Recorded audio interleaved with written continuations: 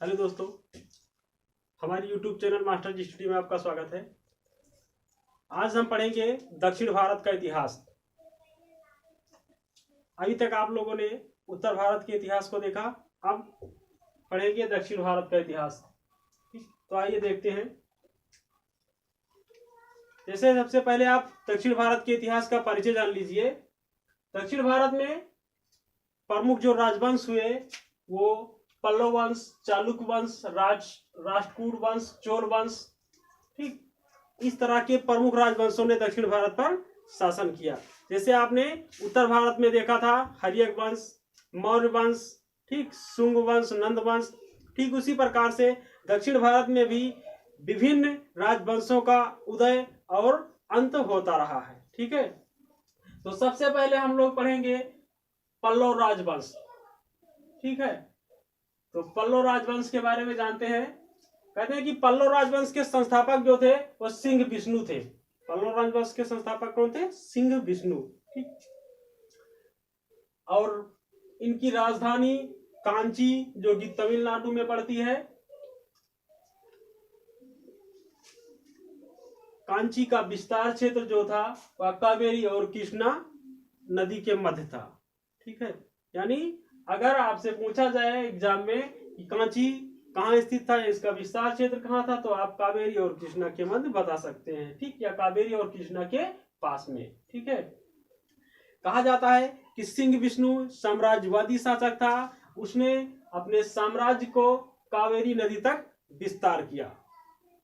ठीक, कहते हैं कि सिंह विष्णु ने मामल्लापुरम में आदिवाराह मंदिर का निर्माण कराया। यह पॉइंट आपके लिए बहुत ही अनिवार्य है। यह कई एग्जाम में पूछा जा चुका है कि मामल्लापुरम में या आदिवाराह मंदिर का निर्माण किसने करवाया, तो आप बता सकते हैं। ठीक, सिंह विष्णु। देखिए, आदिवाराह मंदिर जो है यह श्री विष्णु को समर्पित है, तो यहां से भी आप ध्यान रख सकते हैं कि आदिवाराह मंदिर विष्णु जी को समर्पित है और उसका निर्माण किसने करवाया, इनके नाम में भी विष्णु लगा हुआ है। सिंह विष्णु ने निर्माण कराया आदिवाराह मंदिर का, जो श्री विष्णु जी को समर्पित है। ठीक, उसके बाद कहते हैं कि सिंह विष्णु के दरबार में एक महान कवि भारवी रहते थे, जिन्होंने कीर्तार्जुनीयम का रचना किया। कीर्तार्जुनीयम दक्षिण भारत की बहुत ही प्रसिद्ध ग्रंथ है। इसकी रचना किसने की? भारवी ने। अगर आपका प्रश्न पूछता है कि भारवी किसके समकालीन थे, तो आप सिंह विष्णु कह सकते हैं, या सिंह विष्णु के दरबार में रहते थे। ठीक, उसके बाद आइए देखते हैं महेंद्र वर्मन। महेंद्र वर्मन से बहुत ही कम प्रश्न बनते हैं। देखिए, वैसे इतिहास में सम्राट और राजवंश बहुत हुए, लेकिन हम कोशिश करते हैं कि सिर्फ उन्हीं को टच किया जाए या उन्हीं के बारे में जाना जाए जो एग्जाम में अक्सर प्रश्न बनते हैं या जिनके प्रश्न बनने के चांसेस होते हैं। ठीक है, तो महेंद्र वर्मन से कुछ खास नहीं।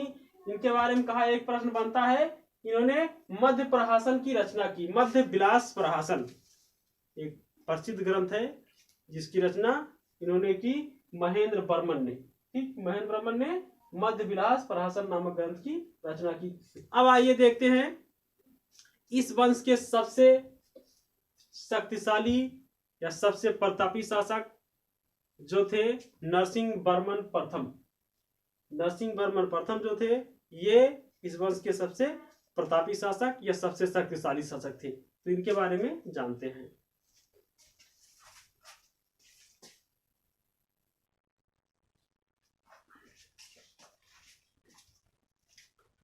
तो हमें उम्मीद है कि अभी तक आपको जितना बताया गया आपके समझ में आ गया होगा। आप लोग एक बार फिर से रिपीट कर लीजिएगा, इसके नोट्स बनाते रहिए। और अब आइए देखते हैं पल्लव वंश के सबसे शक्तिशाली शासक नरसिंह वर्मन प्रथम को। कहते हैं नरसिंह वर्मन प्रथम ने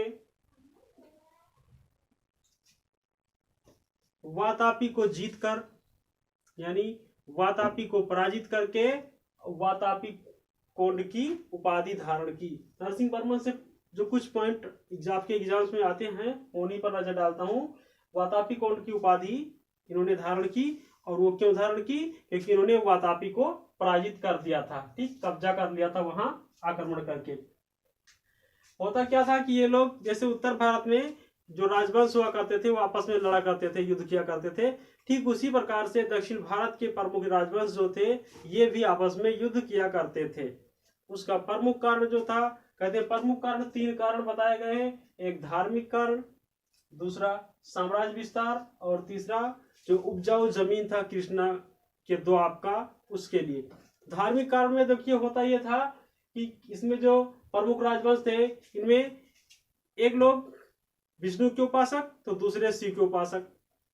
तो होता यह था कि शिव के उपासक जो थे वो विष्णु के उपासक के ऊपर हमला करते थे, और जो विष्णु के उपासक थे वो शिव के उपासकों के ऊपर हमला किया करते थे।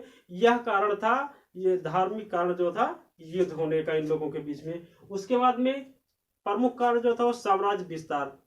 जो शक्तिशाली शासक होते थे वो अपना साम्राज्य विस्तार करना चाहते थे। उसके बाद में जो प्रमुख युद्ध एक होता था, प्रमुख कारण और था, वह था जो कृष्णा नदी था। कृष्णा नदी जो थी उसकी जो दोआब की क्षेत्र हुआ करती थी वो बहुत ही उपजाऊ थी। इसके लिए कई युद्ध हुए दक्षिण भारत में।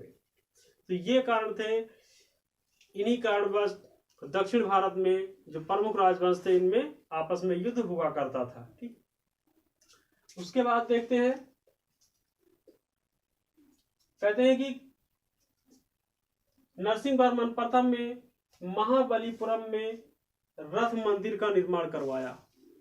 रथ मंदिर जो है महाबलीपुरम का, ये आपके कई एग्जाम्स में आ चुका है, इसलिए आप लोग इसको ध्यान से देखिएगा, इसको नोट कर लीजिए। महाबलीपुरम का रथ मंदिर निर्माण किसने करवाया? नरसिंहवर्मन प्रथम। किसने कराया? नरसिंहवर्मन प्रथम ने महाबलीपुरम के रथ मंदिर का निर्माण करवाया। इन मंदिरों की संख्या 7 है और यह महाभारत कालीन पांडवों से संबंधित है, ठीक। उसके बाद कहा जाता है, इनसे एक प्रश्न और बनता है कि ह्वेनसांग जो कि मौर्य दरबार में आया था, उत्तर भारत के मौर्य दरबार में आया था ह्वेनसांग, इनके शासनकाल में, नरसिंहवर्मन प्रथम के शासनकाल में यह दक्षिण भारत की कांची में आया था, ठीक। तो यहां से भी आपका प्रश्न बन सकता है कि जब ह्वेनसांग दक्षिण भारत गया तो उस समय वहां कौन शासन कर रहा था? तो नरसिंहवर्मन प्रथम। या यह भी कह सकता है कि किसके शासनकाल में ह्वेनसांग दक्षिण भारत की यात्रा पर गया, ठीक। आगे आइए देखते हैं।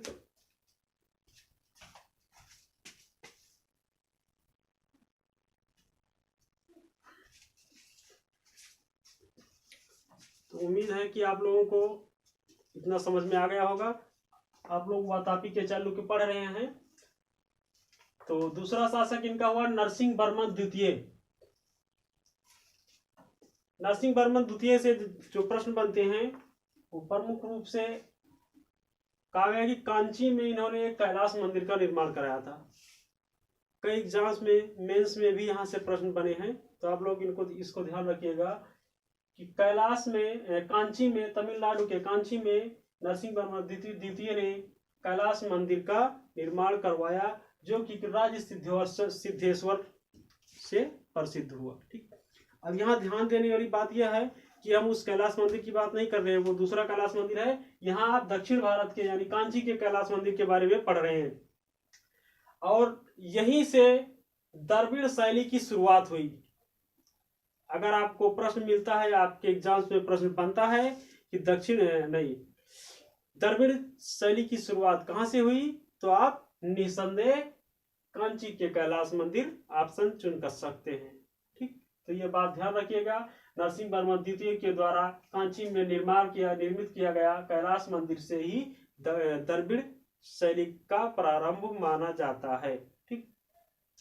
अच्छा, आपको अगर याद रखना हो कि कौन सा मंदिर किस शैली का बना हुआ है, तो आप एक छोटा सा ट्रिक है उसको अपना सकते हैं, वरना याद करना तो बहुत मुश्किल हो जाएगा। बहुत सारे मंदिर हैं, कई अलग अलग शैलियों में बने हुए हैं, लेकिन आप यहाँ ध्यान दीजिए कि जैसे प्रमुख रूप से जो शैलियां भारतीय स्थापत्य की है, बेसर, नागर, द्रविड़, नागर, बेसर और द्रविड़ शैली, तीन शैली प्रमुख रूप से भारतीय शैली मानी गई है। ठीक है, तो आपको ध्यान यह रखना है, या याद करने का सबसे आसान तरीका जो है कि आप लोग क्षेत्र याद कर लीजिए कि जो मंदिर उत्तर भारत में बने हुए हैं या उत्तर भारत के मंदिर हैं वो नागर शैली के हैं, जो मध्य भारत के मंदिर हैं वो बेसर शैली के हैं, और जो दक्षिण भारत के मंदिर हैं वो द्रविड़ शैली के हैं। तो इस तरह से आप लोग बहुत ही आसानी से विभिन्न स्थापत्यों के शैलियों के बारे में जानकारी रख सकते हैं, इनको याद कर सकते हैं। ठीक, कहते हैं कि 10 कुमार चरित्र के लेखक दांडी इनके समकालीन हुआ करते थे। ठीक, जैसे नरसिंह वर्मन प्रथम के समकालीन कीर्तार्जुनियम के लेखक दांडी थे, उसी प्रकार से नरसिंह वर्मन द्वितीय के समकालीन ये इनके नरसिंह वर्मन द्वितीय के दरबार में 10 कुमार चरित्र नामक ग्रंथ के लेखक दांडी रहते थे। ठीक है, अब आप पढ़ेंगे वातापी के चालुक्य। तो वातापी के चालुक्य के बारे में बता दें, इस वंश के संस्थापक जो थे वो जयसिंह थे, लेकिन वास्तविक संस्थापक पुलकेशियन प्रथम को माना जाता है। पुलकेशियन प्रथम इस वंश का वास्तविक संस्थापक था, और इस वंश का यानी वातापी के चालुक्य वंश का सबसे प्रतापी शासक जो हुआ वो पुलकेशियन द्वितीय हुए। ठीक है, पुलकेशियन द्वितीय के बारे में हमें जानकारी ऐहोल के अभिलेख से मिलती है। ऐहोल का अभिलेख जिसका निर्माण रवि कीर्ति ने करवाया था।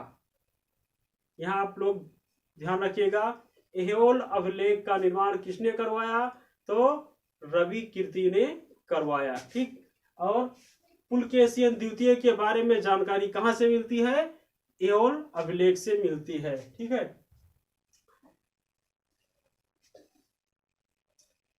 कहते हैं कि पुलकेशियन द्वितीय जो कि सबसे शक्तिशाली शासक थे, इन्होंने एक बार स्थानीय शासक हर्षवर्धन को पराजित किया था। हर्षवर्धन जो कि बहुत ही शक्तिशाली शासक थे, उनको भी पुलकेशियन द्वितीय ने पराजित किया था।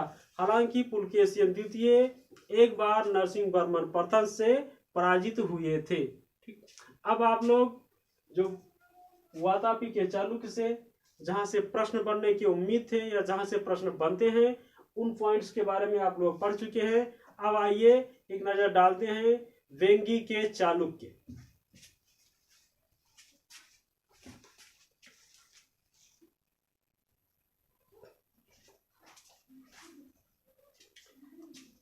तो आप दक्षिण भारत के इतिहास की कड़ी में आप लोग पढ़ेंगे वेंगी के चालुक्य। इससे पहले आपने वातापी के चालुक्य के बारे में पढ़ा, अब देखिए वेंगी के चालुक्य। हालांकि वेंगी के चालुक्य से बहुत कम ही प्रश्न बनते हैं या ना के बराबर बनते हैं, लेकिन एक नजर डालते हैं। कहते हैं पुलकेशियन द्वितीय ने अपना साम्राज्य विस्तार करने के पश्चात कुछ हिस्सा अपने भाई को दिया,